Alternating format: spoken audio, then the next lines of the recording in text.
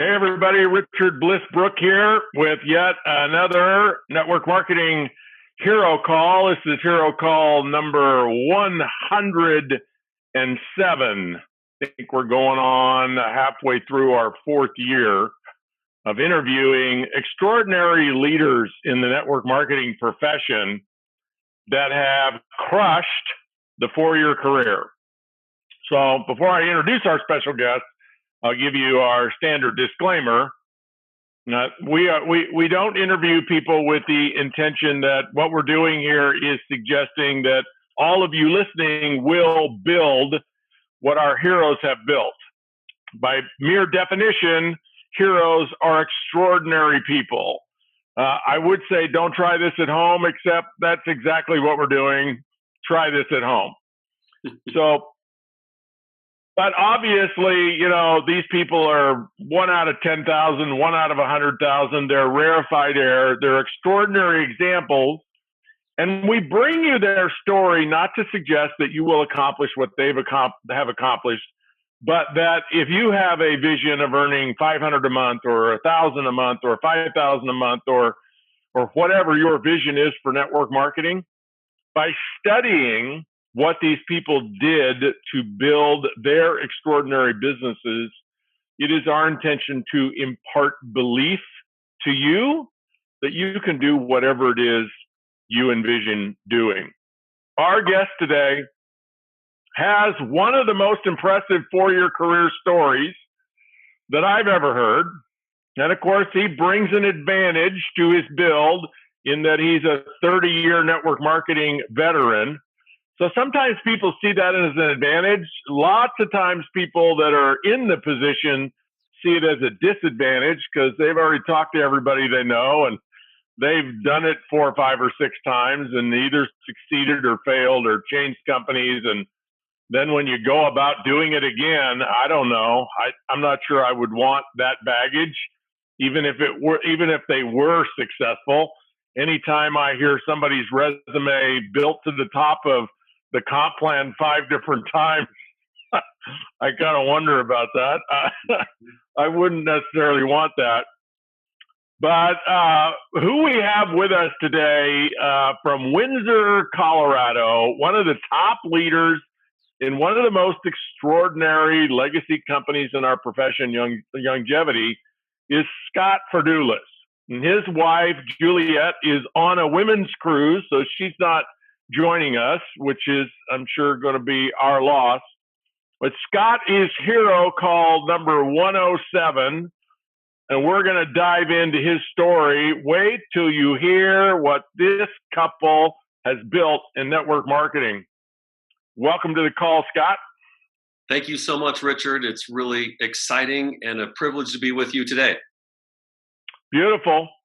So you have a really cool story, and it involves one of my good friends and one of the best leaders in our profession. We'll get to that. But to sort of set the stage, you've been in network marketing for 30 years. You want to tell us a little bit about that? Like, before you got involved in Youngevity 7 years ago, give us the thumbnail sketch of what were you doing in the profession? Beautiful. Well, just before joining Youngevity about 7 years ago, I was just kind of in a neutral place. I was consulting in the industry. I was helping some friends of mine that were running administration levels and positions in other companies. I was giving some thoughts, some counsel, some advice around training, how to build successful teams, how to have cohesiveness, how to have momentum and energy and excitement and enthusiasm, keeping the bar high, motivating factors, making sure that people don't die off after they've put their sweat, blood, and tears into something. And so that's where I found myself prior to this. I was also spinning probably 2 or 3 other plates outside of that, just as an entrepreneur. I've always had an entrepreneurial side to me. And so I probably had 3 or 4 things going at the same time just prior to Youngevity. Okay. So people are always curious. I like to know, share with us, what network marketing companies did you build in that 30 years? Like, few years here, a few years there. We won't get into what happened that you left. Those are always fascinating stories for some other time. But give us a sense of your resume. What companies have you built in? Sure. So I was about 17 years old when I had the network marketing bug the very first time.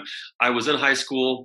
I'd started, here's another entrepreneurial example. I'd started a window cleaning company with a high school friend of mine, and we were running around in between classes and after school and during the summers, knocking on doors, giving a great story about how we were young guys and we were hustlers, and we were paying for private education, and we were using window cleaning as a method. And our pitch at the time was basically, hey, listen, we're not credentialed, we're not insured, we don't have all the stuff that typical companies have, but we're hard workers and we got a great smile. And so if you like what we do, then pay us our bid. We're going to give you a free bid. If you think that we're horrible, pay us nothing. So it was kind of an all or nothing thing, and people like that. And we had no shortage of work, literally. We had plenty going on, bought my first car in cash. And so wow. Here, it was exciting. Here I was thinking about, now, how am I going to take something to college with me? I just started reading like self-help books and motivational books, and I love people like Napoleon Hill, for example. And so I had some of that philosophy running through my head, and I was thinking about duplication and going, man, my window cleaning career is about over. So how am I going to pay for flight school, which was what I was on my way to do going into college? How am I going to pay for that? That's expensive. And so my buddy who was cleaning windows with me, his father was really successful in Melaleuca. And he was a dentist. He was like a cosmetic dentist. And so he said, I'll tell you what, why don't you guys meet with me? So we did. We went to a hotel and we heard him speak that night. And I was just totally floored. First time I really ever heard a great story on this vein. And I sat like on the third row and I was leaning forward, Richard, like in my chair, like shaking my head, like everything just made so much sense to me. And I'm going, man, can I do this? Like, am I too young to do this? Can I do this? Can I pull this off? Am I good enough? Am I capable enough? And I kept thinking, yeah, I can do this. I can totally pull this off. But then I thought, man, maybe I'm just such a small fry. Will anybody really help me? And so that was my big question is can I do this and will you help me? And he assured me, I will help you. So we got busy and we went to work. And, I found myself taking that business model right into college, let the window cleaning thing go. And here we were in college. And so that was very, very good for me, good to me right out of my dorm room for the first couple of years. And then, oh my goodness, if only hindsight were just perfect. I've made so many mistakes, Richard. It's just crazy. Sometimes the do-over button would just be phenomenal. And all you can do is say, you know what? I'm older. I'm wiser. I'm better off for the lessons. I've got thicker skin. And that's part of the journey, right? Is that you don't always make the right decisions. And life is the way it is. And you can only get, better and smarter and learn from it. I like how Jim Rohn put it years ago. He said, don't wish for things to get better, wish for yourself to get better. So I put on those types of quotes and I said, okay, I'm better for it. Well, here was probably mistake number one. It's called the grass is greener someplace else. So I had a friend of mine that I knew since grade school, and he was going to a different college at the time. And he said, hey, are you near a fax machine? And I said, no. He goes, well, run over to the nearest fax machine and then call me up. You use like the 25-digit calling card number. And so I called him up and I'm like, okay, I'm by a fax machine. He goes, tell me what it is. So I told him and I stood there and I waited for this fax to come off and he sent me a copy of a check. And so I saw that check. It was bigger than the check I was making. And I jumped into that company. And it went well. Okay. So it's not like that was the disaster recipe, but again, it's hindsight here. So company number 2 was Equinox International. So this was back in the mid 90s or so. And so we started building and it went very, very well. Very well. Built that business out of our dorm room. So Melaleuca was number 1, Equinox was number 2, holding meetings in our dorm room, empty lecture halls at night that weren't being utilized. It was like a network marketer's hog haven. Didn't have to pay for the space. If it wasn't being used, we were using the rooms.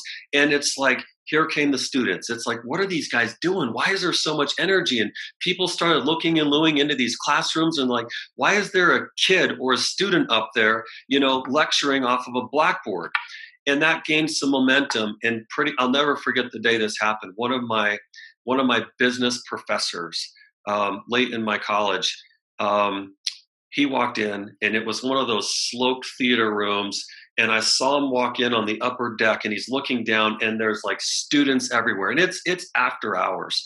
And I just thought, oh my goodness, I'm going to get killed right now. This guy is going to come in here. He's going to walk down here, and he's going to say, this is blasphemy. This is not what you pay to come to school for. What is this hogwash? I literally thought he was going to say that. And so I'm now sweating, and it's one of those moments when you realize, like, you're not used to seeing your professors on that side of the audience. They're always in front of the room. And here I am, and I'm doing this overview, and I'm drawing pictures on the board and talking about, hypothetical scenarios. And instead, the professor started off up on the upper deck with his arms crossed, and he walked down the middle aisle, and I was waiting for it. I just kept talking, and he took a seat. And instead of anything happening when it was over, it was more like, how do I get involved in this? This is incredible. It's really amazing, what you're talking about here. This is remarkable.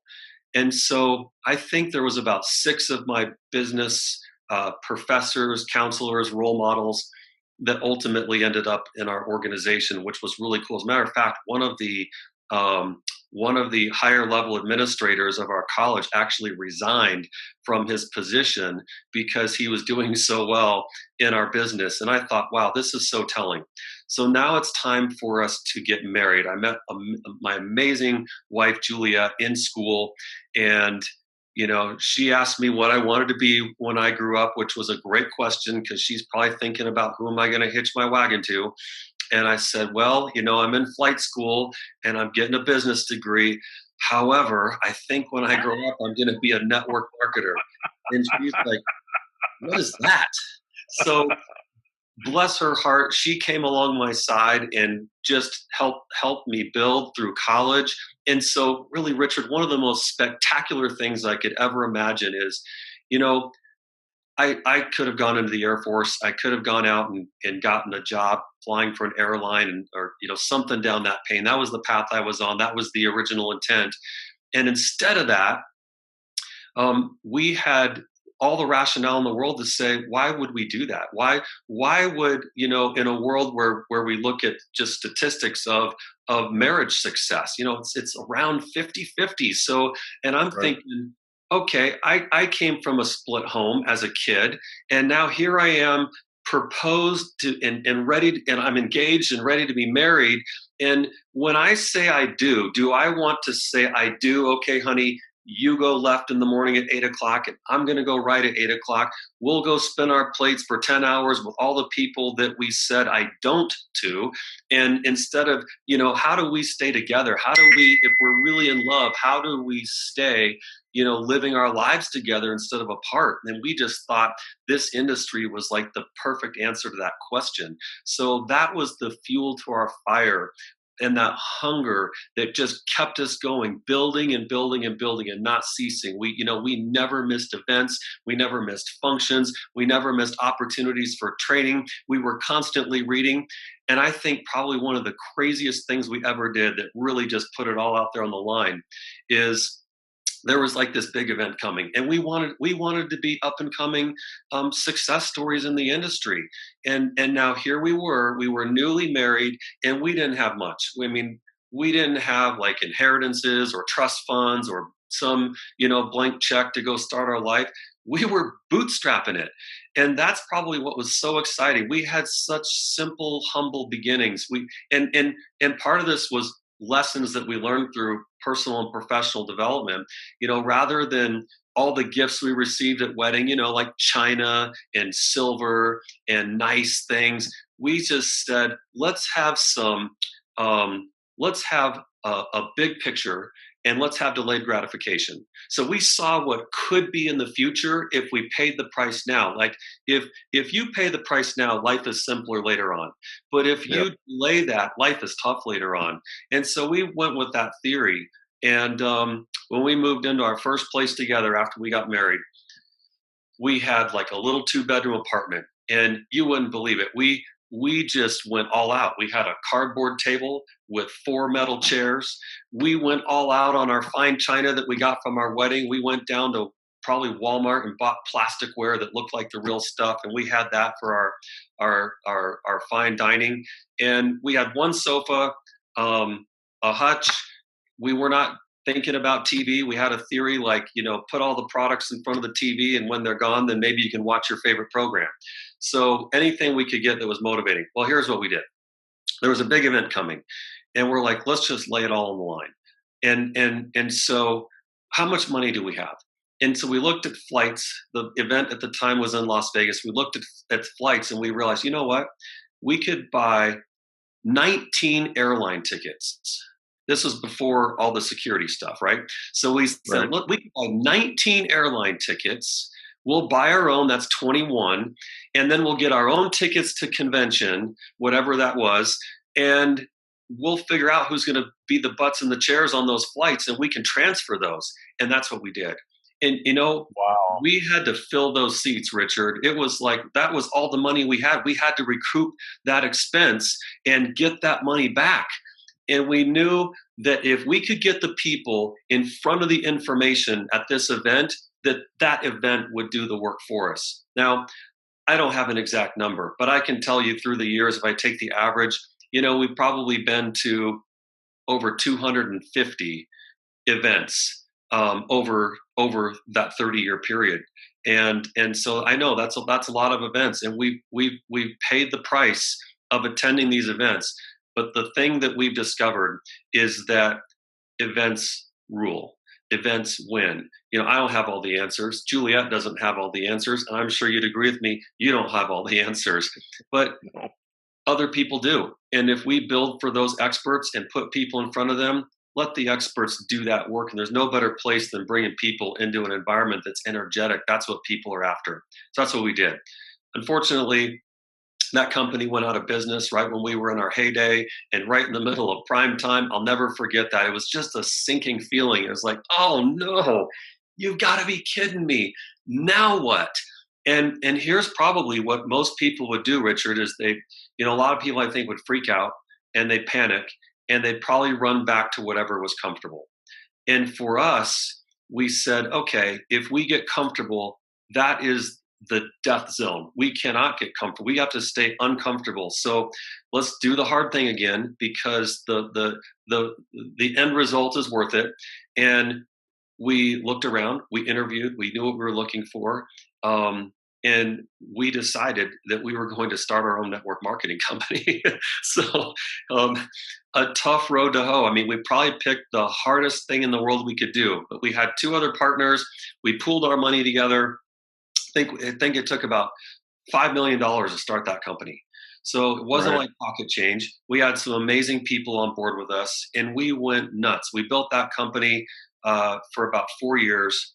And then it came to a point where, for me, I'm not saying for any other, so business owners, if you're listening to this is nothing against being a business owner.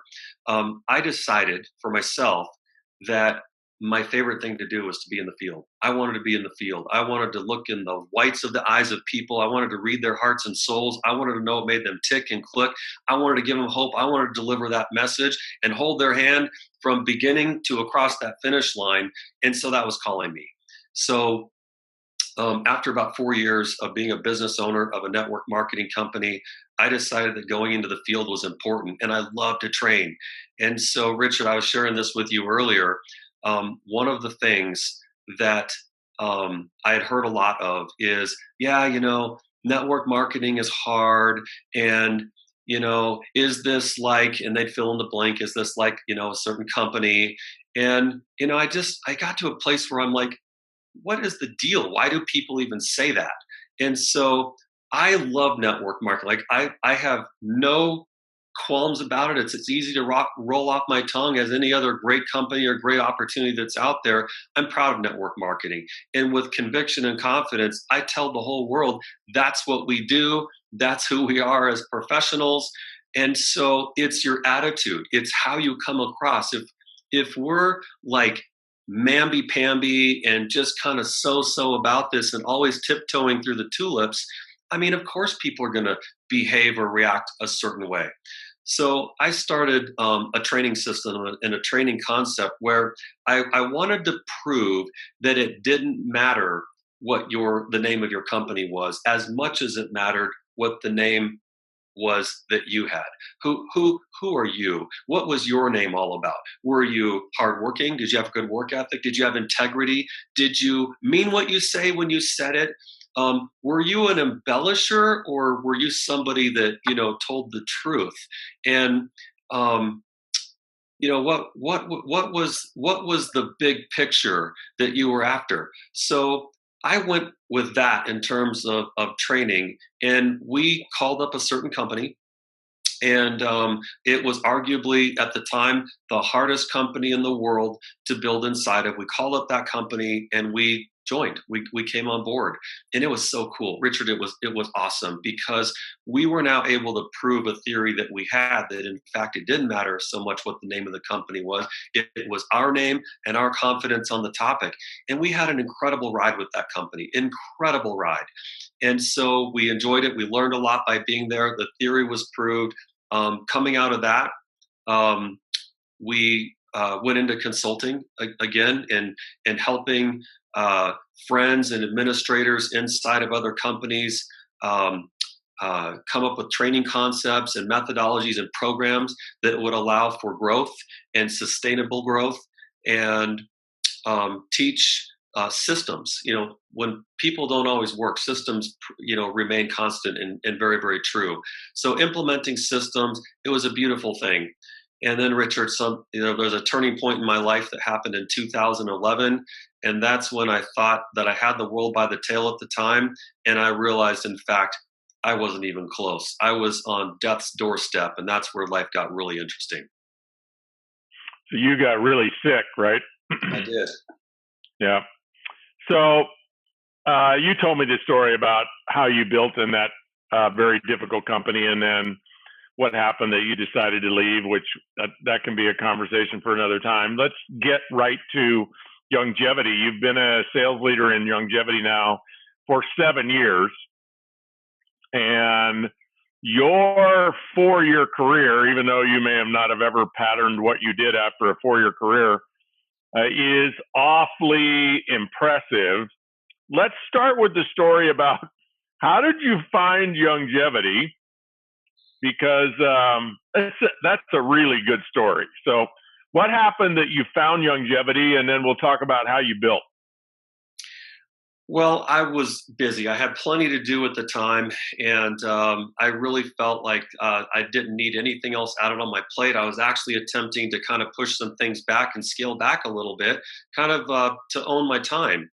And oh my word, I'm getting goosebumps thinking about telling this story. And forgive me if I get emotional, because it's hard for me to tell this story, and I'm just being flat out honest about that. It's something that I can recall as recently as yesterday. And the reason it's so emotional is because I realize like how good life is today. Like, I'm so excited, Richard, to be a husband. I'm so excited to be a dad, a father. I've got 3 phenomenal, amazing children that I just adore with all my heart and soul. And to see where their lives are at now, and all the fun we've had, the challenges we've had, the things we've overcome together, the things we've grown through together, the incredible celebrations in life, and watching my 2 older boys, now my oldest in college and my middle son in high school, and both of them at the top of their games, and our little caboose, our 14-year-old daughter that's in 8th grade right now. What a joy it is to see all that and to realize like how close it could have been to have missed out on it. Now, obviously, if you're not here, you don't know what you're missing, but just to think about that, I want to be here. I don't want to miss anything. I don't want to miss an aspect, a single moment that I have control over, whether it's in my marriage or in just parenting. So yeah, like sometime in 2011, mid-2011, I would have told you at the time, if somebody asked me, how do you feel? I'd say, the old cliche, healthy as can be. I felt like I was on top of everything, eating right, exercising, really in shape, climbing mountains, downhill skiing, backpacking, mountain biking, you name it. I was able to do it. And one day I literally woke up and I knew something was wrong. I could just feel it. I don't have a way to describe it to you, except that ultimately symptoms, started popping up. And I remember the first thing that was like a red alarm. I woke up one day and I saw the ceiling fan whirling around above the bed, but it wasn't making a noise. And I was on one side of my head on the pillow. And as I lifted up, because I thought that was odd, I always heard the ceiling fan. And I lifted my head up and then I heard it. And I started doing this. And I'm like, oh my word, I'm completely deaf in my left ear. And it was early in the morning. I just shook Juliette right out of her sleep. And I said, honey, you got to wake up. I said, I'm freaking out. There's something wrong. And she said, are you sure? And I said, yeah, I cannot hear in my left ear. Well, quickly, the next set of symptoms coming on, and it came on, and it was like incredible, intense pain from head to toe, like a medieval torture, like someone was tapping little tiny nails into every millimeter of my skin from head to toe. And so that was a problem. And then I got nausea. I just vomiting chronically, losing weight. It was just pretty crazy. And as much as I could, I did not want to go to the doctor. I didn't want to go to the doctor. I thought, if it had to do with my ear, I was scared to death that they were going to tell me that I had some brain tumor or, something going on in my head. So it was like, here came the test. And I really never been to the doctor before. I'm a boring guy in many senses. I'm exciting from the standpoint, if it's adventure, I'm the most exciting guy on the planet. But I don't do drugs. I don't smoke. I don't drink. I haven't destroyed my body in that way. I've found other ways to destroy my body. So here came the medical reports. There was nothing wrong that they could tell. MRIs, CAT scans, blood work, everything was coming up negative. And so ultimately they said, your body is deteriorating. We don't know what to do for you. There's nothing we can do except put you on painkillers. And so I started taking them. And this was bad to worse. So here came the pain pills, and it started mild, and it ramped all the way up to the grand mal of pain pills, which is Oxycontin. And so to get through a day, Richard, my pain levels would be on like a 9.9. I don't know what 10 would have looked like. I couldn't imagine it being any worse. And so the pain pills for me were like how to get it down to a 7 if I could. So unfortunately that involved plenty at a time. And every day, the weight of my own head pressing down on my body, I had to lay on the floor every day. I didn't want to go to the bathroom. I didn't want to go to family dinners and eat at the table. I couldn't talk to anybody. I didn't want any more sympathy calls. I gave my cell phone to Juliette and said, if it sounds like a miracle, then we'll take the call. But at this point, I'm praying for a miracle. Some docs had looked at me and said, it doesn't look good. The only thing we can think of doing is taking out your spinal cord from about here to here, pulling it out and putting in a block, fusing you all together. And I'm thinking, how does that even work? I'm turning into a science project, a guinea pig. And I'm just going, no, we're not doing that. If I cannot get my body back normally, I just don't want to do anything like that. So we needed a miracle, and we prayed for one. Now, no offense to anybody that doesn't, believe in the power of prayer or have faith in their life. So this is my story, and I apologize to you. I mean, no offense whatsoever. I just want to say that, there was nothing else to do. And so, I was raised to have faith. And so we prayed. And I just said, God, give me another shot. I'll give you credit for this story. So here I am by telling this story again in front of a lot of people. I'm giving credit where that credit's due. I could never have orchestrated this. And the way I prayed for this miracle, Richard, was that I could no way, shape, or form take credit for it by orchestrating something, and then I'd know. And boy, do I know. I remember my old milkman. His name is Dave. He got word through the grapevine that after moving away and going into the field of insurance, that the guy that replaced him found out I was like terminally sick. And so he called up and insisted with Juliette he had to get to me. He did. And he said, if you'll meet me at a coffee shop, I can talk to you about some important factors for insurance. And I'm like, man, the gall of this guy calling me up to talk about the end of my life. He's preying on me. He's a rainmaker. And so I thought, well, it's probably the right thing to do. So I popped a bunch of Oxycontin. I got down to this coffee shop and we started talking. And that's when the tide gets really crazy, like wackadoodle. So my perspective, Dave, the milkman, now insurance guy, is talking to me. And pretty soon this guy walks past our table.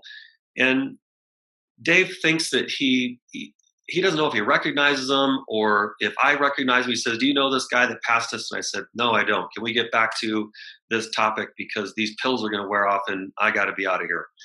So he starts talking. He goes, "I think you need to meet that guy." And I said, "Why?" And then it hit me. Maybe this is the miracle. So that guy came over. We had a conversation.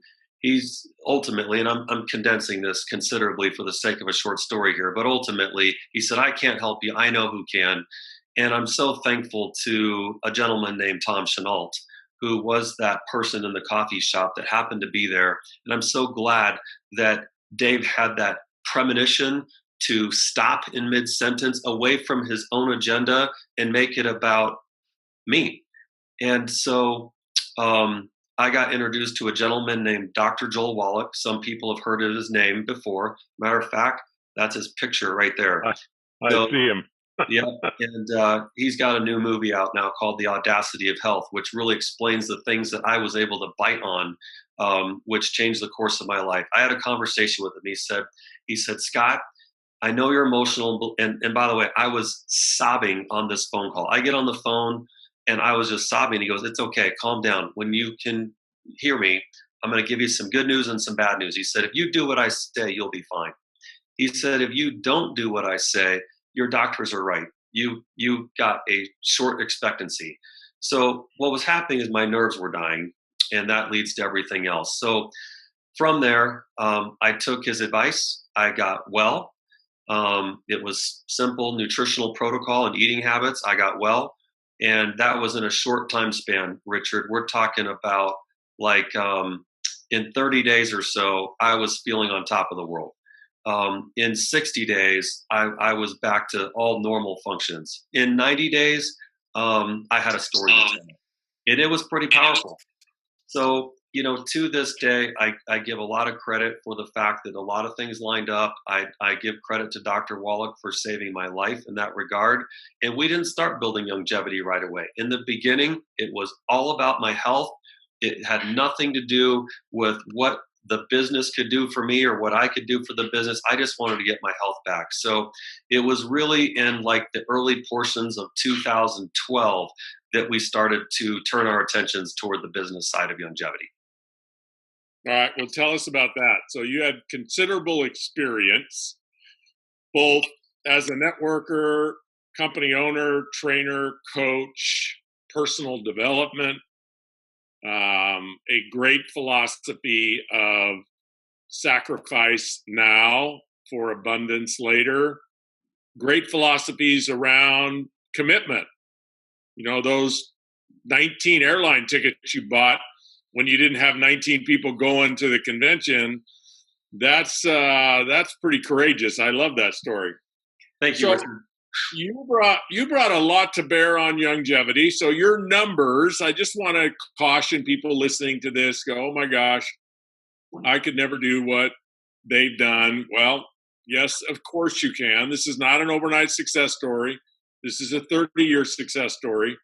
But what I want you to pay attention to, listeners, is pay attention to the formula. Because, I didn't know Scott's numbers before I agreed to interview him. I just agreed to interview anybody that's built in a legitimate company, and they've built a big team, and they've got a great reputation. They're the kind of person Scott talked about earlier, that it's about your name, the person, not about the name of the company. But out of the 107 now people that I've interviewed, probably at least 100 of them, maybe 95 of them, have proven out this formula about how many people they personally enrolled in the first couple of years and what that grew into in year 5, 6, and 7. And so that's what I want you to pay attention to, not whether or not you could actually do what Scott and Juliette have done, but pay attention to the numbers. So tell us about the build in Youngevity. obviously you had a phenomenal product story. You got experience in the business, and you hit the ground running. How many people did you enroll in, let's say, the first year and then maybe year 2? Can you approximate those numbers? I can. I would say that in the first year, Richard, we enrolled somewhere between 90 and 100 people in the first year. And by the end of year 2, we had probably enrolled, closer to 150. Okay, so you really front loaded the first year, and then you backed off the second year. 90 to 100 is, roughly a couple of people a week, which is a blistering pace. You obviously had systems to help onboard them and train them, because without a system, you can't support that many people. Tell us about who you approached and what was the story that you told people that compelled them to take a look at what you were doing in Youngevity? Yeah, that's a great question, Richard. And this is probably one of my favorite topics in the whole world, because you and I both know that people say all kinds of things. And, I don't know if it's in this conversation we're having, or if you and I were talking in the previous one, but I remember you saying, I'm not sure if it's a blessing or a curse to have been in the industry for as long as you were before starting Youngevity, and to have been in a handful of companies prior to that, including having your own. Was that easier or harder? And I would tell you that it can be a lot harder. Sometimes people think that, there is something to the experience, but let's be real. It's difficult to take somebody from something that clearly didn't go as well as you thought it was going to go into something else that's supposed to go better than you think it was supposed to go, and have people continue to believe that. And so it comes down to confidence, and you're willing to be humble and to tell the truth and to admit, you know what, we made mistakes, or we judged wrong, or we could have done a better job, and here's how we're going to do it differently next time. We learn to be humble, like hat in hand, vulnerable, just very, very transparent. And I think that went a really long ways for us. So, when we started to build Youngevity, we had to go through the same things that other people are going to do. Are we going to talk to the people that we've already talked to? And in fact, that's what we decided to do. We decided to talk to the people that we had already talked to, instead of saying, oh, we've already talked to everyone we know.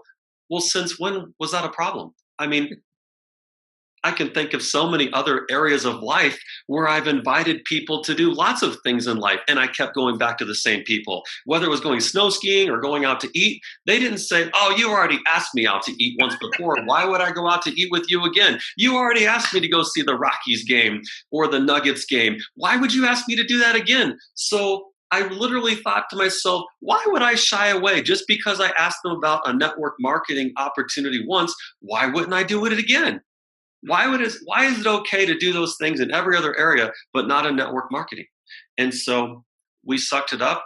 We still made our list of not lowest hanging fruit, the smartest, sweetest, best tasting, ripest fruit. And so whether we spoke to them or not, we said, these are the people we would prefer to build around. Now, did they all say yes, or man, are we on board with you right now? No, they didn't do that. However, we didn't shy down just because there was a possibility that they would reject us or turn us down. We were convicted and confident and competent. 3 C words: convicted, competent, and competent. So confident. So those 3 things are extremely important, and we took the time to have that. For example, we didn't just jump on board with Youngevity emotionally and say, okay, we're off to the races. We said, okay, we're looking at Youngevity as a career. We're looking at it as a career. So we said there's things that go into decision making when you look at something as a career versus a hobby or an experimental project. We're going, okay, who are the people behind this company? And what are their products like? What's that messaging like? What is the compensation plan like? What is timing like? What is training like? What are systems like? And the integrity of the people, and let's just make sure we really understand this Dr. Wallet character. So we did the diligence because we looked at it as a career, so that by the time we opened our mouth for the first time, we actually believed 100% of what came out of our mouth because it was our truth. Does that make sense, Richard, for starters? For sure. Yeah. So with confidence and conviction and competence, we went in front of our people and we would say things like, hey, you know what? It may sound surprising to you, and you're probably aware that we've made a transition.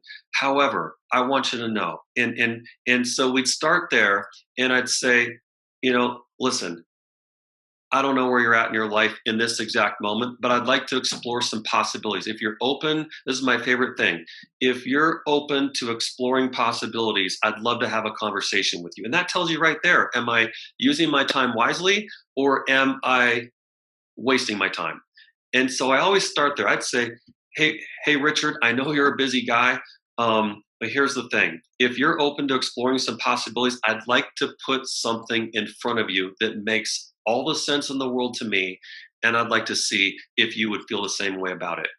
And on top of that, we would also discover in that same time period what it was going on in their life that we could fix. I found out that if people have problems, then you can be a superhero, right? It's always the victim that needs a superhero. So I'd look for people that were struggling in something, that wanted to improve something, get better on something, and we'd go from there. And if we could identify that, we had a really high likelihood. So we just got to be focused on that. We were masters of that particular niche, and we did all the stuff on the front side so that by the time we put information in front of them, we already knew what their answer was going to be. We were never wasting our time. We knew what the answer would be before they saw information. And so, we hustled. Could you drill down on something? Because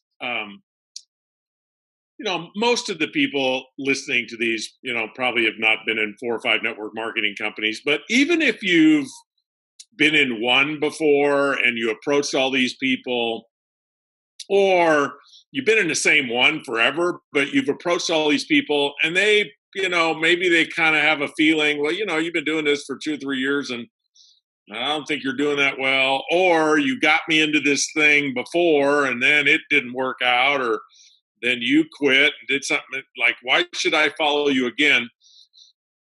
I think the story that you created to empower yourselves to go back and speak to people, even though you may have led them into an opportunity before that ultimately did not work out. That story that you created to empower yourself is really, really important. And it can be like a story like, well, those people are too busy, they're more successful than I am, or they're going to think I'm an idiot for being in network marketing, or they know I'm not successful because I've been doing this for 2 or 3 years, or I got them into something 7 years ago that didn't work out. All of those stories are what keep people from powerfully and authentically talking to their network. And you created a story that even though you may have recruited some people into programs that you didn't stick with or didn't work out, you created a story that it was okay for you to go back and talk to them again. And I want to drill on that story, that creative interpretation that you made up that gave you a green light to go talk to these people. So can you speak to that and also speak to the language that you use? Let's say I'm somebody that, I was in one of these companies with you and it didn't work out. How would you speak to me about Youngevity? Yeah. So first of all, it wasn't ever about Youngevity for me. It was about the people I was associated with. So once again, we make a big deal about the name of a company as if the company itself is supposed to magically, perform all the outcome. I could go stand on a street corner and say the name of my company, and everyone would just pass by. Hey, great, thanks for the name. But they're not going to follow the name of a company. They're going to follow a leader. So I knew that I had to look and do my very best to get as close as I could to be a master leader. And sometimes when you're a master leader, you realize I'm not able to lead by myself. You need a running mate. Batman had Robin. So I would encourage everyone in this situation, before you just jump in the water and start swimming, figure out who your running mate is. Figure out who your third-party higher authority is going to be, so that you can take all the darts, all the arrows, all the ammunition that can come flying at you so quickly when you attempt to present yourself as an expert on a topic that maybe the people you're talking to don't have all the respect or additional admiration for you anymore, maybe because of past experiences. You've got to be able to deflect.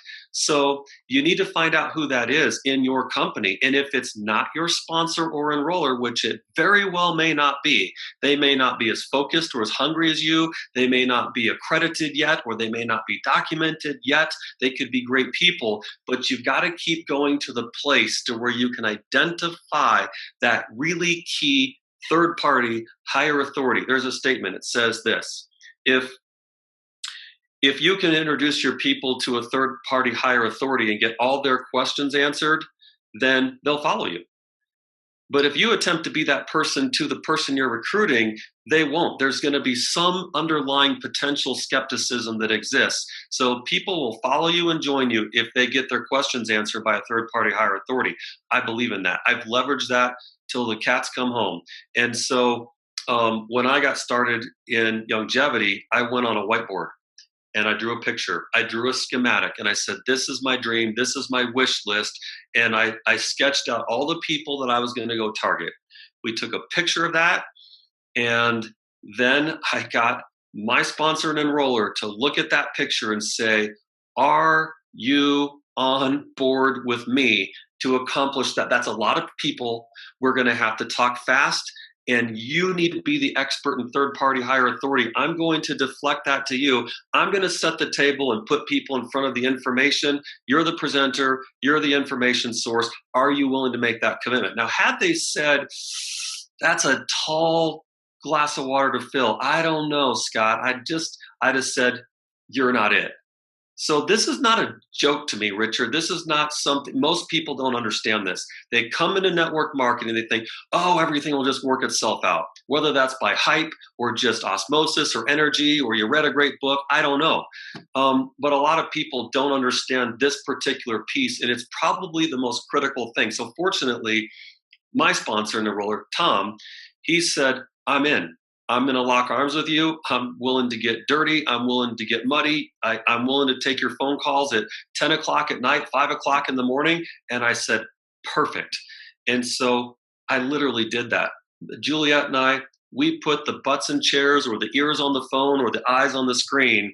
And that was our job. End of story. Even though, and this is a critical piece for people to understand, even though arguably, and by all people's measurements, could we have presented ourselves after all those years of experience and the documentation we had? I would think so. Could we have answered everyone's questions? I would think so. But what we were demonstrating was the art of a system. And we wanted to demonstrate to people what that system looked like. And we didn't want to be the exception to the system to say, oh, we've got this all figured out. Here's what you do, but we're going to do something different. We knew that it was important to demonstrate. So now when I went to people, to get back to one of your other questions, I would just simply say, hey, we're on the front side of something really powerful. And with every cell in my being, I believe it's a phenomenal track, and it's very timely. And I believe personally it would have a huge impact on you and your family. However, I'm not sure where you are. So let's talk about that. Are you happy with where you're at, or are you looking for something? And it was never about, hey, I'm in another network marketing company. You got to come join me. You'd once again be great at this. We never had those conversations. Tell me where you're at in life, what's going on for you. And I'd say, listen, would you give me an opportunity to serve you in that and help you with that and help you solve that challenge? And it was a yes or no question. If they said, no, I got it, or you had me disillusioned once before, or I followed you down a path and it didn't go the way you wanted to, so we're done. Nobody said that. And the fear is that's what people will say to you. What they're looking for you from you is, do you believe what you're saying? Because everybody makes mistakes and not everything people touch turns to gold. So why would they think it would happen that way in network marketing? Not everything you touch turns to gold. We learn, we get older and smarter and wiser. So that's the position I took. And they'd say, here's what's going on. And I'd say, great. Would you allow me to introduce you to someone so that you could hear from them what I heard that I became so convicted over? They're an expert on this topic. They're well down the road. And the answer was, yeah, sure, no problem. Absolutely. I'd say 9 times out of 10, that was the sentiment that came back. So, Richard, we didn't have, knowing that and using that theory, we didn't have troubles or issues putting people in front of information. And I hope that came across cleanly and it makes sense no matter what company you're in. Yep.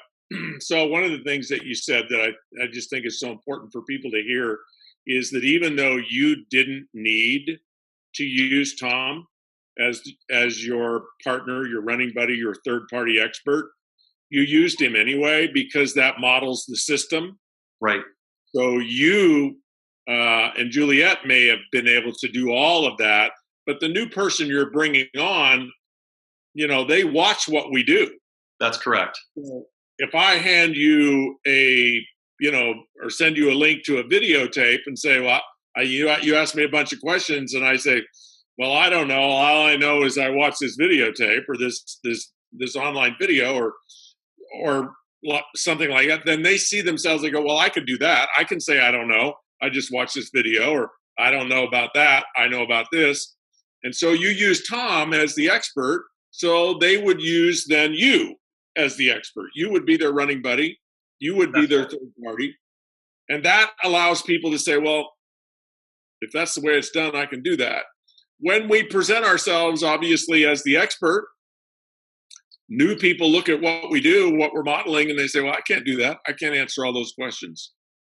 And so that's brilliant that even though that took a lot of wisdom. That's one of the big payoffs of your 30 years is that you had the wisdom to not display yourself as the expert, as the guru, as the master of the business, because that actually pushes people away.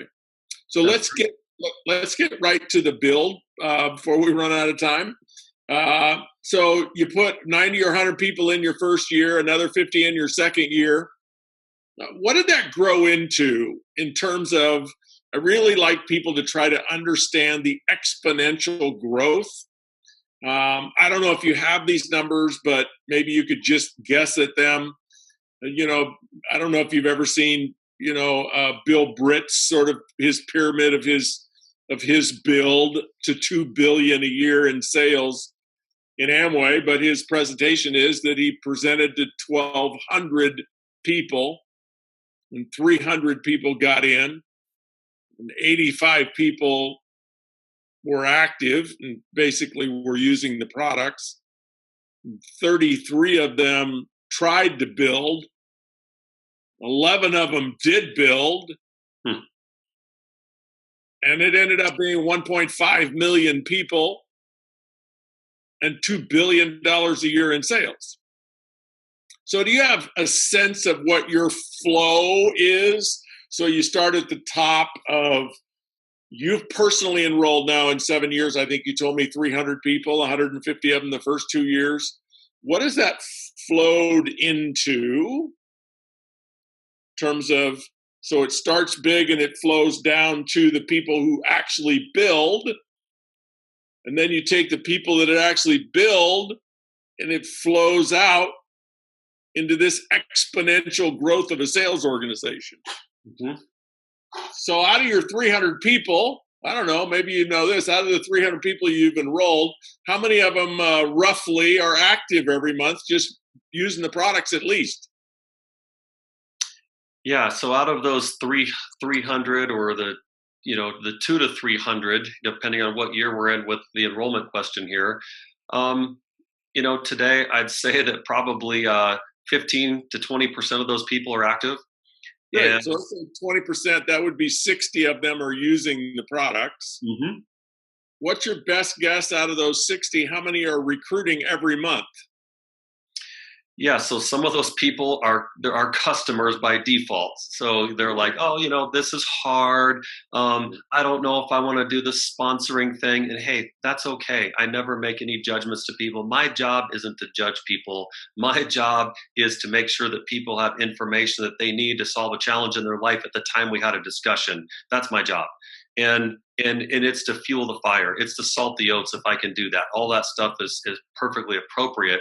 So today, it's not a reflection of the activity of all the people we've enrolled, but we pared it down to 9 people. Okay, so we pared all this down to 9 primary legs of business. Now, these 9 primary legs of business, they're off to the races. And they're independent, they're standalone. If I didn't do a whole lot more than just encourage them and tell them I'm proud of them and recognize them when things are going great. If that was my role at this point, if that's appropriate, and Juliette's role, it would be pretty powerful. I mean, we spend our time today mostly traveling around the world in the 17 countries we do business in, teaching people the systems, the principles, and the methodologies for how we overcame and persevered to be where we are today. So in answering that question, let me start here. And if it's appropriate, I'm just going to do just a slight show and tell just so people can see. So this is, for anyone watching this, believe me, this is not meant to brag or to be boastful or anything like that. I just want to show you something really cool. So I'm excited, and I'm assuming all of you watching this are my friends, and you'd be happy for us. So, up there on that mantle, from the far side over there, all across this deal over here, and there's some over there, and there's some over on those shelves. That's not there to say, look how cool we are. It's there to say it's evidence of a story. Okay, it's evidence of a story. So you go down the line from there to there. It's like 2012, we were rookies of the year. So when we came on board with Youngevity, I don't know the exact number, but I know it was hundreds of thousands of people were already part of Youngevity. It was a 15-year-old company when we started. Right. So this overcomes here's some I think that's cool, Richard, is this overcomes a very popular question or objection where people say, you just had to have been lucky and gotten in early. We weren't lucky or early. I was unlucky to have all those health challenges. I would never sign up for that stuff. We didn't come here on luck. We needed a miracle, and it was 15 years old. So, now, we're in the top minuscule percentage of success stories inside of Youngevity. There's 5 people in the world that have our title in the company. And so that's pretty cool stuff. It took us, 3.5, 4 years, somewhere in there, to reach that very top position. And that's not an incredibly lengthy period of time, but it's all pared down to 9. And now today, you asked me earlier about, 5 years, where is it at? And so after 5 years, we had about 150,000 people inside of our organization. And after 7 years in the business, we have approximately 200,000 people inside of the business. And it grows rapidly every single month by a massive group of people. The bigger something gets, the faster it gets bigger. And I think that's the principle that people have to remember. So if that answers your question, Richard, that's just kind of an idea of that big siphon coming in and all whittling down to those magical 9 people that... Nine that has then grown into 200,000, and yes, out of 200,000, the more you have recruiting, the more you have recruiting. So Amen. Your growth, your bottom line growth, just get staggering growth every month. Congratulations. That's right. that's the part, Scott, that I know you and Juliette know, that if people can learn to believe in the inevitability of the exponential growth of the sales organization and the abundance that comes with it, and then of course all the soft benefits, the relationships, the love, the contribution, the travel, the adventure, the learning of different cultures, the friendships that are developed. What it really boils down to for people, and this is the last question I want to ask you, is the work worth it? Because there is work, and maybe the number one thing that people consider as work is, if you're going to do this, you really have to declare to your warm market, your network, your world, your life, that you're doing it. Mm-hmm. You can't put your toe in the water and no, you can't tell people, I'm thinking about building a business in Young Living. What do you think? And if you think it's a good idea, then maybe I'll do it. Right. It doesn't work. You have to declare. It's like you got to put the hat on that says, I used to criticize and ridicule these people. Now I are one. Right. And you have to do it proudly. You have to step into it. And then, of course, that's part of the work. And then you got to actually do the work, which you got to call these people up and you got to tell them your story. And then, of course, your story in the beginning is not very good. So then you got to hone your story and craft your story and get better. You got to be willing to learn and be coached and practice. And then you got to do the work until. That's right. And how long is until? I don't know. Could be 6 months, could be 16 months, could be 26 months. Until your plane just gets liftoff, until you have, my sense about it is it's somewhere around 300 or 400 active people on your team.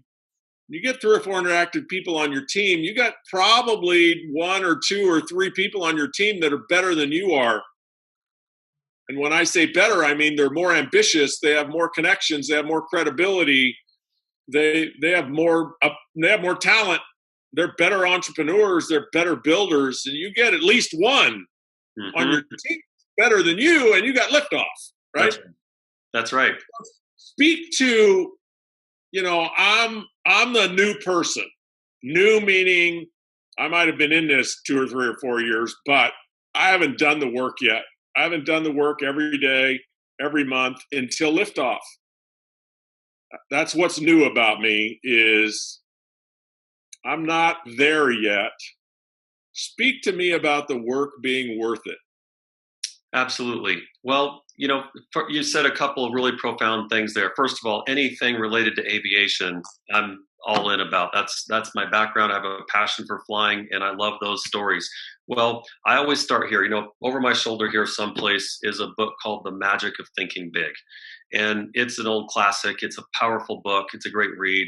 But, if I was to have a conversation with you, say you were new, Richard, if we were buddies, I'd say, Richard, I've known you for a long time. What's the craziest, hairiest, most audacious, big thinking picture thing you could think of for your life? If you could have it all, do it all, be it all, experience it all, what's the nuttiest out of the box thing you would ever want to accomplish with your life? And the reason you put those parameters about it is because I don't want you to think small. I want you to think big, really big. And I'm going to even question you if you even start thinking small. I'm going to be like, what kind of a response is that? I said crazy, audacious, ridiculous. I didn't say middle of the road. And I get you thinking. And then I say, Richard, could that be accomplished by going to work tomorrow? And you would obviously say, no, I don't think it could. No, it couldn't. And I'd say, you're right. Do you want to do something about that? And now you're thinking again, I love yes and no questions. It's yes or no, because now I know right up front whether I want to take time to invest into you, because that's what I got is my time. So if you're like, no, I'm kind of good where I'm at right now, I'd be like, awesome, End of story. I don't go, come on, Richard, and start, pulling on you. I don't have time for that. And neither does any other network marketer out there. You either like chocolate chip cookies or you don't. And there's no kinda. So you go into surgery. Hey, how's this doctor? Kind of good. Really? I don't want kind of good. I want someone that's sharp, that knows exactly who they are and what they want. So you're either capable of dreaming or you're not. And it's the person who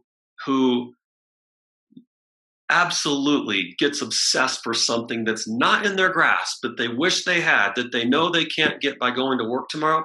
That's the person you want to recruit and prospect and bring into the fold. They're worth the time. But that's how you identify them right up front. Now, everything else works itself out because they have a dream and they want it. It's not lip service. They can feel it. They can taste it. And you know it. You've looked in their eyes. You can tell they're telling the truth. Now I'm going to explain to you, listen, what I do and what I can help you do to solve that yearning and burning desire you have is I'm going to help you get this plane off the ground. But remember what we talked about earlier. I'm not going to play the expert. I may be the expert pilot, but I'm not going to tell them that. I'm going to use a third-party higher authority. All the information will come to them. And now I believe they're going to say, yes, this plan makes more sense than the one I'm currently on right now. So they say yes to that. And I think that the likelihood of that from a good third-party higher authority, a good presentation or good tools and good technology that has professional in them, all the same thing in this example, they've got that now. They're going to say yes.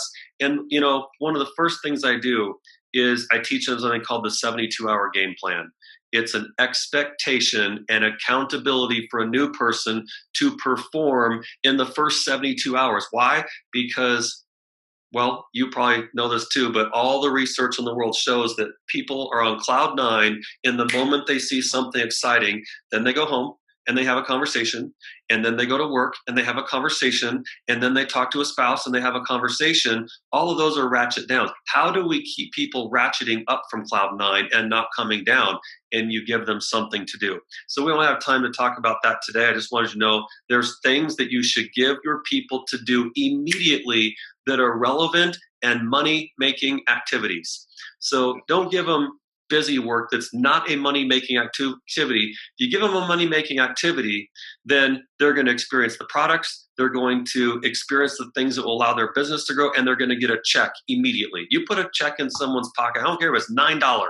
You put a check in someone's pocket their first month in the business, it's all over in a good way. You don't put a check in their pocket in the first 30 days, it's all over in a bad way. So this idea of something to do in the first 72 hours, Richard, it's about this. Listen, we're in a plane together and we're going to go someplace quickly because we'd rather get to the promised land quicker versus slower. So we can row a boat or we can take a jet aircraft. Let's take the jet aircraft. And as a pilot, we're going to get out on the runway and we're going to apply the throttle. But Richard, I don't want you to think that this is going to happen overnight. It's going to take hard work.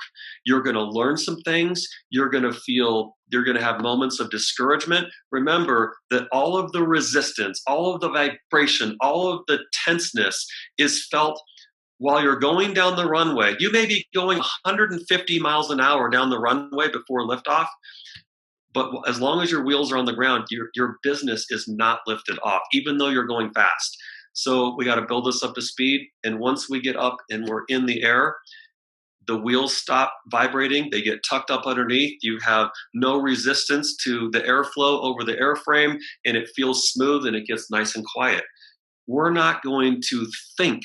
When you're in takeoff mode, even after you lift off the ground, you're still climbing, the throttle is still all the way forward.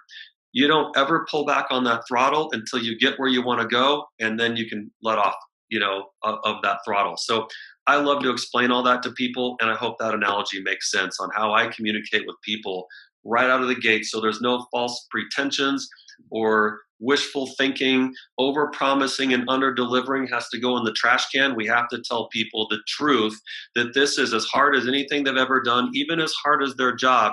But the difference is the rewards. What's the reward? We're together. We have systems, we have training, we have help, we have people, we have everything on our side. You will have a lot more likelihood to succeed at getting what you want most out of life if you stay this course and you don't quit. So our job is to keep people active and busy and doing money-making activities and not leaving their side while they're in that growth mode.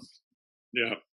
And another piece of that pilots understand, but not everybody else understands, is that when you're taking a plane off, the runway is a fixed distance. Yes, it is. You got to have liftoff before you run out of runway. You got to get to rotation speed before you run out of runway. And what people don't necessarily realize about their network marketing careers is you got a runway. If you haven't lifted off it yet, there is a runway. How long is the runway? Well, it depends on how much tolerance your family has for you messing around. That is for sure. You have for messing around. How much tolerance your network, the people that you're eventually going to talk to, have for you. Well, you've been in this for 2 years, 3 years, you haven't done anything yet. That attitude creates a runway for you. So it's really important for people to realize that your runway is not infinite. There is an end to it. It may not be 5,000 feet paved. You know, it may be 7,000 feet. You may have time, but you don't have forever. And you got to get to rotation speed before you get to the end of it, or it's all going to end bad. And so, like Scott said, nobody takes off going half throttle, and then you get 200 yards down the runway and, you see a shiny object over there or something happens. You go, I'm going to pull it back to idle while I curl up here on the couch and watch TV for a week. And then I'm going to go further down the runway for half throttle. There's only one way to take off, full throttle until you get to rotation speed, and then you get liftoff. There's no plane that's ever taken off in the world that starts and stops down the runway. So the systems that you have employed, Scott, your team is so fortunate to have you and Juliette.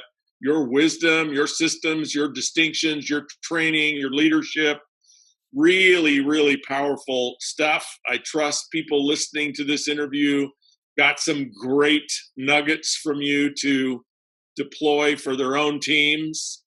I want to thank you so much for sharing your story, sharing your wisdom with everybody on the Hero Call. And I got one last question for you. Sure. You've only been at this for 7 years. What are you doing over the next 4 or 5 years? If I check in on you 5 years from now, what's the story going to be for you and Juliette and Youngevity?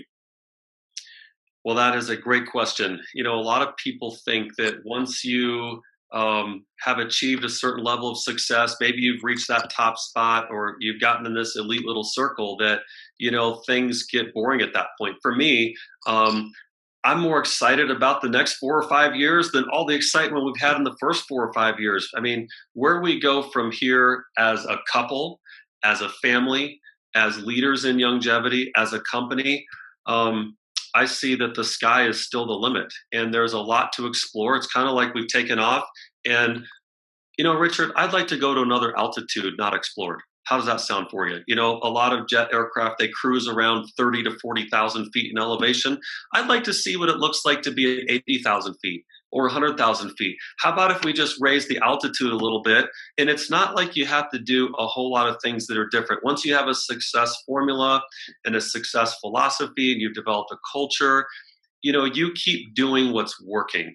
You keep doing what's working. And over time, again, the theory continues. The bigger it gets, the faster it gets bigger. In this case, I just want to continue to keep the throttle down and to raise the altitude. And the reason I'd like to go higher, the view is better.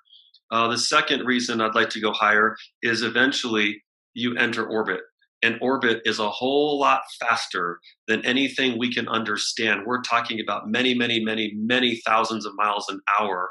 And, I'll leave you with this final thought. A good friend of mine is Joe Tanner. Joe Tanner is a NASA astronaut retired. He's been to space 4 times. He went up and built on the copper solar panels up there. And roughly speaking, there's about 300 people, as far as we know, that are documented to have ever been to space. And of all the billions and billions of people that have ever been to space or ever lived on this planet, 300, I mean, what's the statistics on that? It's like 0.000000000 something of 1% have been to space. And he's one of those guys. And he's my friend. I've learned so much from this guy about thinking and belief and self-confidence. He got rejected repeatedly on his passion and dream to be one of those next guys going to space. And he didn't stop. He was relentless in the pursuit to pull that off. And when he finally did it, he didn't do it once. He did it twice, 3, 4 times. And now, he was on the cover of Time magazine. They took a picture from the inside of the space shuttle, reflected off his mask, and there was a perfect picture of Earth. You can probably go Google this. It's an awesome photo. And that's Joe Tanner. So I asked him one day, a lot of people say, hey, what's it like to go to the bathroom in space? And they ask all these, bizarre questions. How do you do this? How do you do that? That would be weird. And he loves answering those. But I asked him a question that I like the answer that he shared. I said, of all the people, how in the world did you, there's got to be more people that are better or more qualified than you. How did you become one of those 300 people to make it up there? That's pretty crazy to be in that small group of people. And he goes, it wasn't that hard. And I go, what are you talking about? You got rejected. And he goes, that was the easy part. He said, the hard part was just convincing myself that I was good enough, that I was worthy, that I was capable, that I could pull that off, and that there wasn't any reason why it shouldn't be me next. Now I think about that and I'm going, how can we relate that response back to our attitude toward building this business? And he said, the reason I made it is because nobody else believed it was possible, and it opened up the window for me that it was possible because no one else was attempting. So how many times can we say, well, how do I get to the top position of my company? The metaphor is that's outer space. How do I get to be one of those elite? How do I get to be one of those really minuscule percentages? Is it lucky? No. It's the person who says, just like Joe Tanner did, you know what? It wasn't that hard. Not as many people were attempting. They all got out of my way because they didn't believe it was possible. I just chose to believe that not only was it possible, but I deserved to be next. So, Richard, that's my final thought for you. And that's what I'd like to leave everybody on. And the bigger you build it, the more people you help. Indeed, sir. Thank you so much. Beautiful interview. Love it. Hey, gang. This is Hero Call number 107, worthy of listening to a few times. Thank you very much for your support, and success to you. Over and out. Richard Brooke.